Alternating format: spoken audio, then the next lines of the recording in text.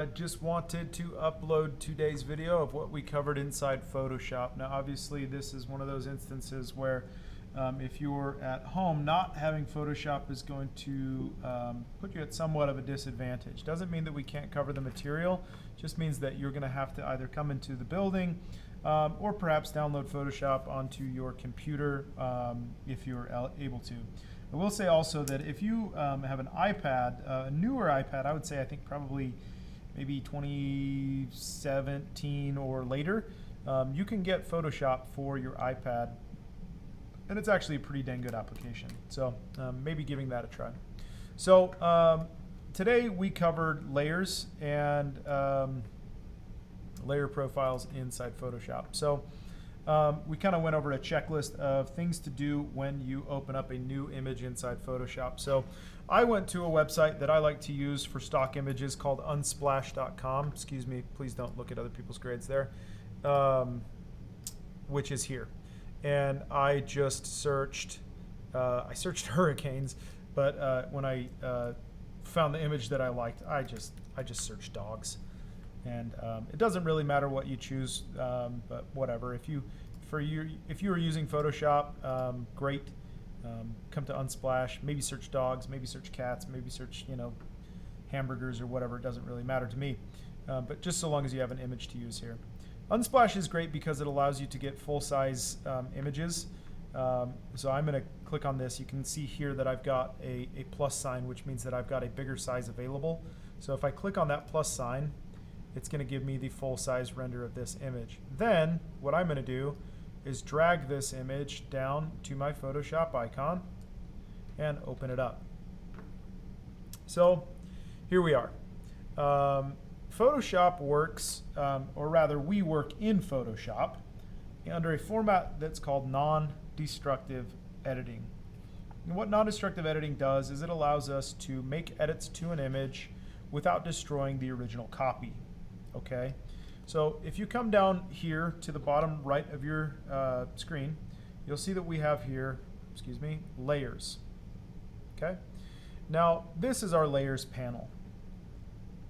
And when we create more layers, they will appear here, such as this. Okay?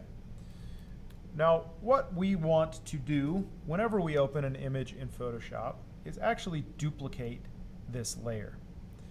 By duplicating, we are able to work on a layer without editing or destroying, quote unquote, the base layer or the background layer here.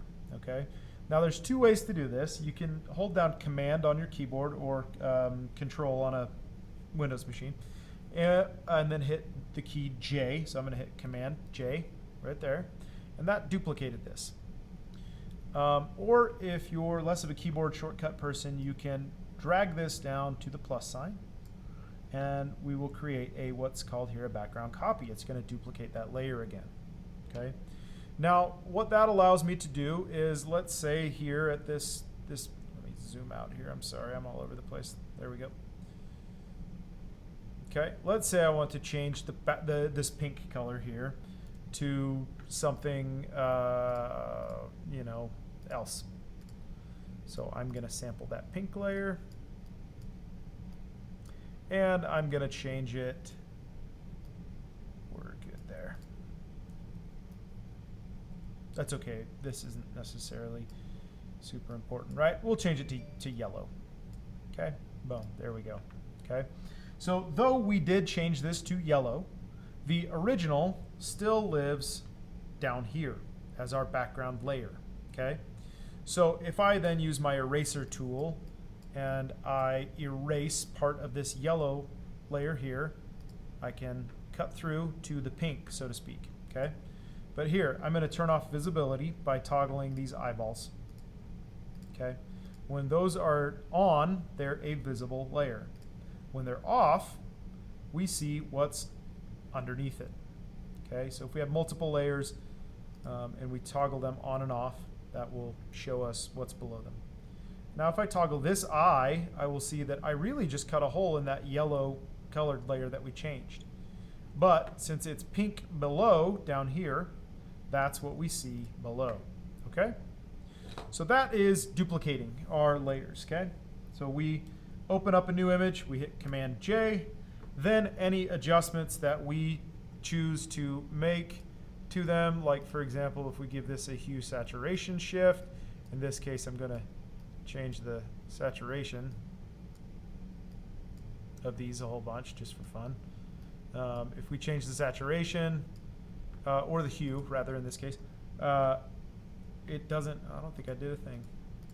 It doesn't affect the layer below. Let's give you another example, okay? So I'm going to add a blank layer here by hitting the plus sign right here. That's going to give me a blank layer. And by default, whenever we add a new layer, it's above the most active layer, okay? Or the most recently active layer, okay? So if my most active layer, not necessarily most, but if my active layer was here, it would appear between layers, those two layers. Since it was here, it appears here.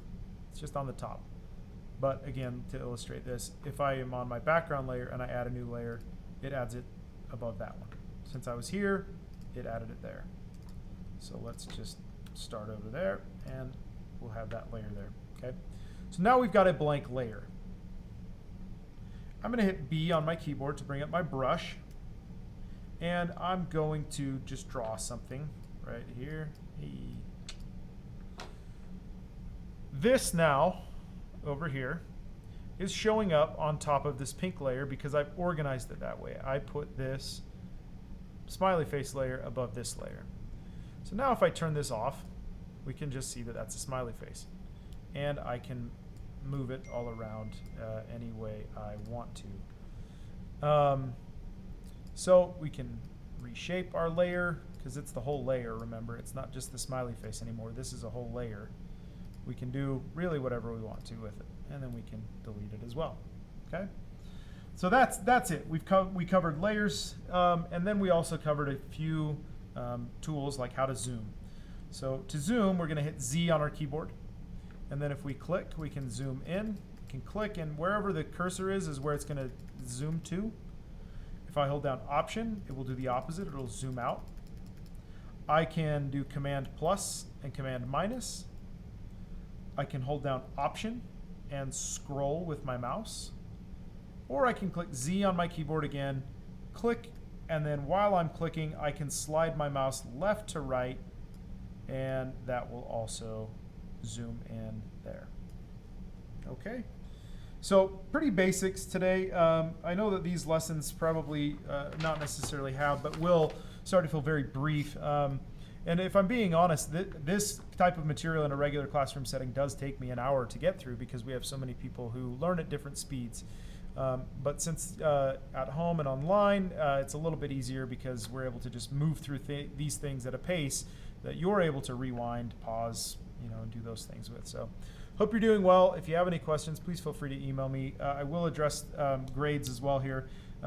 When the power went out during that windstorm a week ago, we had a power outage with Murray City School District, and so that means that our Aspire and our Canvas Passback grade sync was not working. So I haven't seen an update since the 9th, but if your parents or guardians or whatever are getting on you about grades, whatever your grade in Canvas is what your grade is in this class currently. So if you have stress there, just feel free to email me.